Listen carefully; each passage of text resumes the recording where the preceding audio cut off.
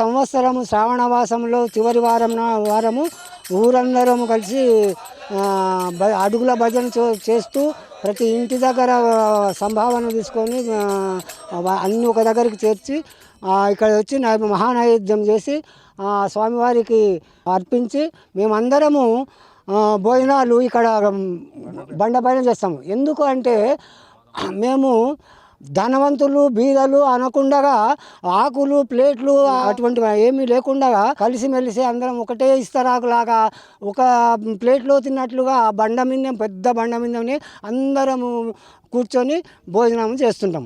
2 శతాబ్దాల నుంచి ఇక్కడ ఇలాగే నడుస్తూ వస్తుంది. మా తాతలు మా తండ్రులతో పాటు మేము వస్తూ ఉంటుంది, మా తండ్రుల వెంబడి వస్తుంటే అలాగే ఇప్పటి వరకు అలాగే వస్తున్నాము. అందరము ప్రతి సంవత్సరము చివరి వారం వచ్చి ఇలా చేస్తే మాకు తర్వాత మా పశువులకు కానీ జంతువులు కానీ అన్నిటికీ ఆయురారోగ్యాలు ఉండి అష్ట సంపదలు కలిగి సకాలంలో వర్షాలు కురిసి పంటలు బాగా పండుతామనే నమ్మకంతో మేము వచ్చి ప్రతి సంవత్సరం ఇలాగే చేస్తాము. పెద్ద దేవుడిచ్చిన బండనే ఒకటే ప్లేట్ అనుకొని అందరము ఒకటే దగ్గర కూర్చొని భోజనాలు చేసి పోతాం.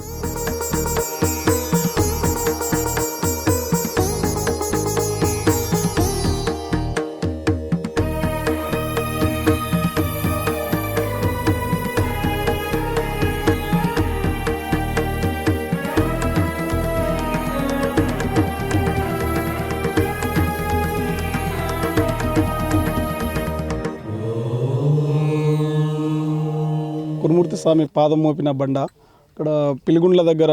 అక్కడ నుంచి ఆయన ఇక్కడ మొదటి అడుగు ఇక్కడ పెట్టి, 2వ అడుగు బొల్లిగట్టున్న మల్లికార్జున స్వామి అంటే అక్కడ ఒక అడుగు పెట్టి, 3వ అడుగు కురుమూర్తి జాతరలో పెట్టి ఆయన స్థిరంగా అక్కడే నివాసం ఉంటున్నాడు. ఈ పాదం బండ ప్రత్యేకత ఏంది అని అంటే ఇక్కడ గ్రామస్తులం ప్రతి శ్రావణ వాసంలో చివరి శనివారం వచ్చి ఇక్కడ మేమందరం భోజనాలు చేస్తాం. ఈ బండ మీదనే భోజనాలు చేస్తాం. ఈ బండ మీదనే ఎలాంటి ఆకులు ఇస్తరాకులు అలాంటివి ఏమి వాడము.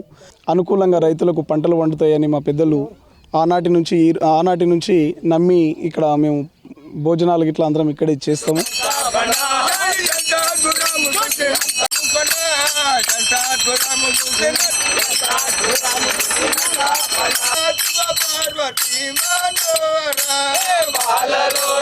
శంకర శివ పార్వతీ